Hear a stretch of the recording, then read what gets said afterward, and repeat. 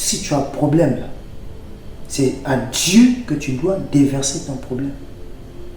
Mais bizarrement, depuis que tu déverses tes problèmes à Dieu là, tu n'as toujours pas de solution. Mais pourquoi il n'y a pas de solution? Tu commences même à douter des Écritures.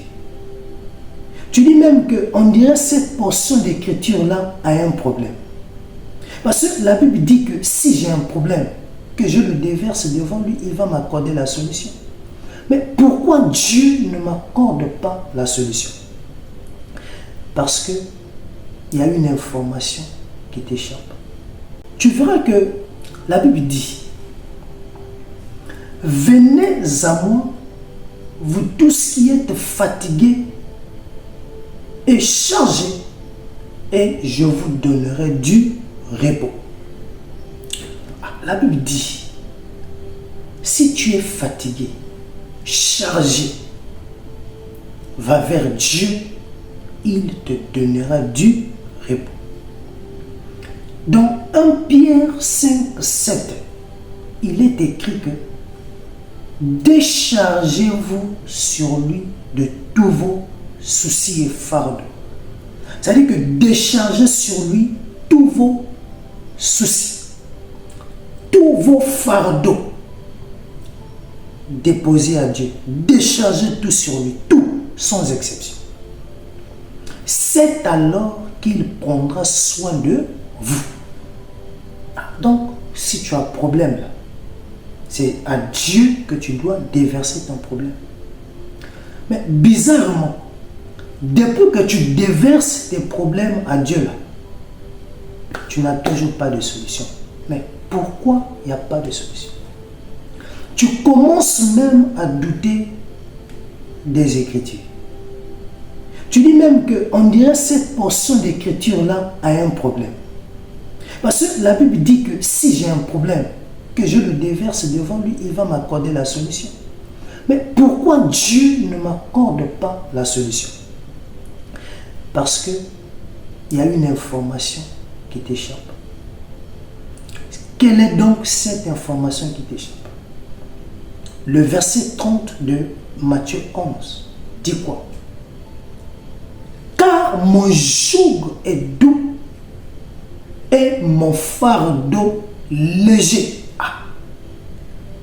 Dieu dit qu'il a un joug, il a aussi un fardeau.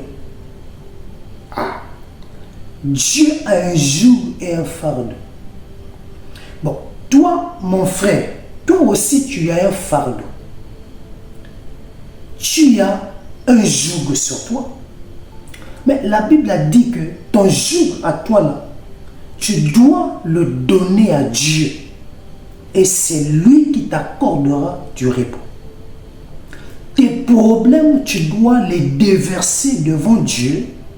C'est lui qui t'apportera la solution. Mais depuis que tu déverses, depuis que tu mets devant Dieu là, tu n'as toujours pas de solution. Mais tout simplement parce que tu n'as pas compris le principe. Le principe est le suivant. Dieu aussi te dit, malgré que toi tu as des fardeaux, moi aussi j'ai un fardeau. Mais mon fardeau à moi, il est léger. Mon joug à moi, il est doux. Donc, que faire? Dieu donne maintenant l'instruction au verset 29. Prenez mon joug sur vous et vous recevrez mes instructions. Car je suis doux et humble de cœur et vous trouverez du repos pour vos âmes. Dieu dit en réalité, quand tu viens devant moi avec tes fardeaux, c'est bien, je ne refuse pas.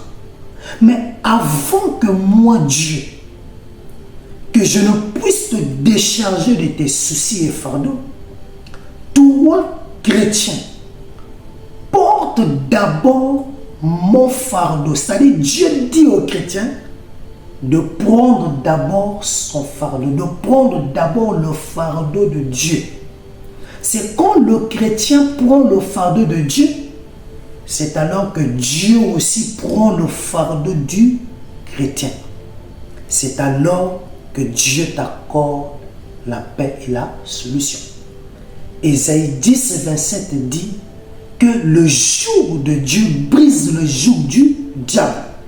Donc, bien-aimé, tes problèmes là, c'est un joug, c'est un fardeau que le diable a mis sur toi. Mais comment ce fardeau-là va s'éclater? Mais c'est lorsque tu vas porter le fardeau de Dieu. Et quand le fardeau de Dieu vient sur toi, il éclate le fardeau de l'ennemi sur toi. C'est un principe. Pour que Dieu t'exauce, il faut que tu portes le fardeau de Dieu. Mais c'est quoi le fardeau de Dieu? Parce qu'en réalité, on comprend ici que la prière devient un commerce où il faut que les deux parties gagnent. Donc Dieu veut qu'on lui décharge de son fardeau et nous aussi, nous voulons que Dieu nous décharge de notre fardeau. Ça devient l'échange entre Dieu et nous. Donc c'est à nous de porter le fardeau de Dieu afin que Dieu en retour porte aussi notre fardeau. Maintenant, c'est quoi le fardeau de Dieu? Matthieu 28, verset 19. Allez, faites de toutes les nations les disciples. Dieu nous appelle à gagner les âmes, à propager la parole, à dépeupler l'enfer et à peupler le royaume des cieux. Donc, travailler pour Dieu égale porter le fardeau de Dieu.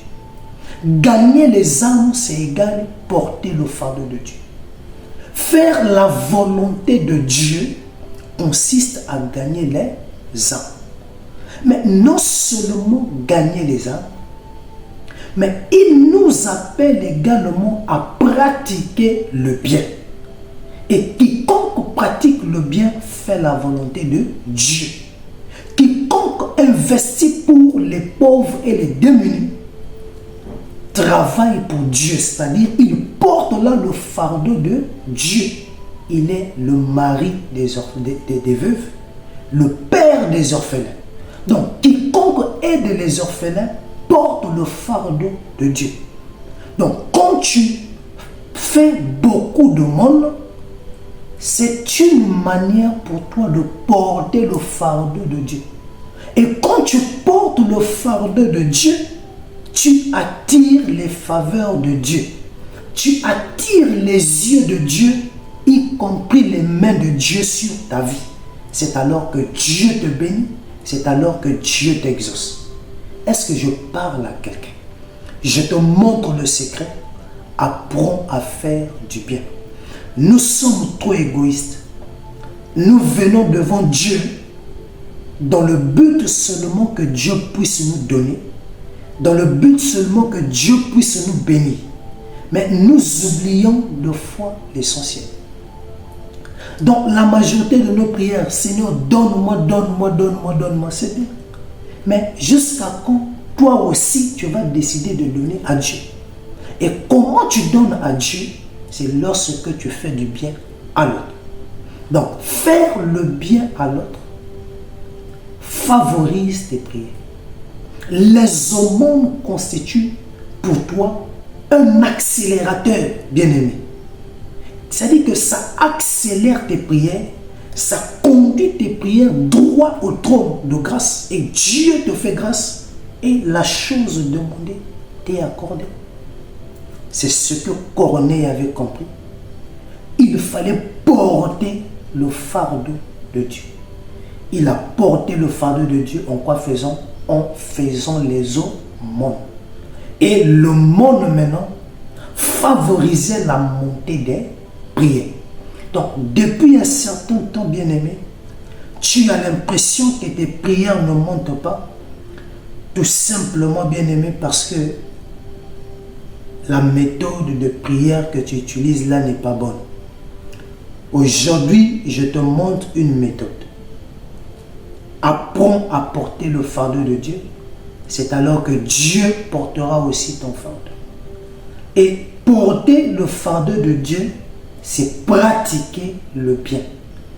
la miséricorde, la compassion et faire des aumônes. Le monde, c'est la capacité à donner à ceux qui sont en manque.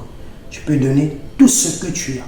L'eau, le pain, la nourriture, les vêtements, etc. Voilà le secret pour que Dieu exauce ta prière. Que Dieu vous bénisse richement. Merci beaucoup.